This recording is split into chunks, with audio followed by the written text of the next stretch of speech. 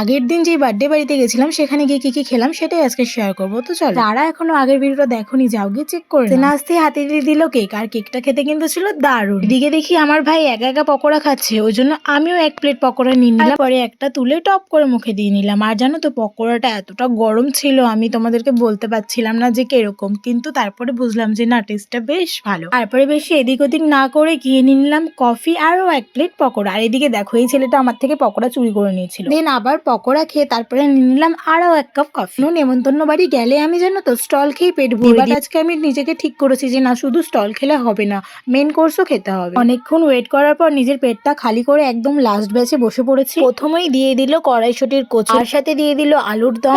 খেয়ে তারপরে তোমাদেরকে বলি যে টেস্টটা কিরকম। আমি লুচিটা খেতে ভালোবাসি না, বাট কড়াইশুটির কচুরি ছিল যেহেতু, বাট ভালো লাগলো আমার। তারপরে দিয়ে দিল চিকেন কষা। গাইস, সেই দিনের চিকেন কষাটা মানে এত এত টেস্টি ছিল, আমার তো বেশ ভালো লেগেছে। ফ্রাইড রাইসের সাথে চিকেন কষা হোক বা চিলি চিকেন হোক, দুটোই আমার ফেভারিট। চিকেনটা এতই ভালো হয়েছিল আমি আবার চিকেন চেয়ে নিয়ে আমি লেগ পিস চেয়ে নিলাম। গাইস, দারুণ ছিল দারুণ। এখন এডিট করতে করতে আমার জিভ থেকে জল পড়ে আছে। তোমরা কারা ফ্রাইড রাইস, চিলি চিকেন বা চিকেন কষা খেতে ভালোবাসো অবশ্যই কমেন্ট করে জানিও। তারপরেই দিয়ে দিল পায়েস, তার সাথে চাটনি, পাঁপড়, আর চাটনিটা গাইস দারুণ ছিল। তারপরেই দিয়ে দিল রসগোল্লা। রসগোল্লাটা খাওয়ার পরে গাইস আমার গা গোলাচ্ছিল, ওই জন্য আমি আবার নিয়ে নিলাম চিকেন কষা এক পিস। হয়তো ভাবছো যে খাওয়ার শেষে রিপিট করে আবার কে চাই, বাট আমি চাই, আমার লাগবে, আমি চাইবো না, তোমরাই বলো। আজকের খাওয়া দাওয়াটা বেশ দারুণ ছিল। তোমাদের ভিডিওটা কেমন লাগলো অবশ্যই কিন্তু কমেন্ট করে জানিও। তো চলো, টাটা।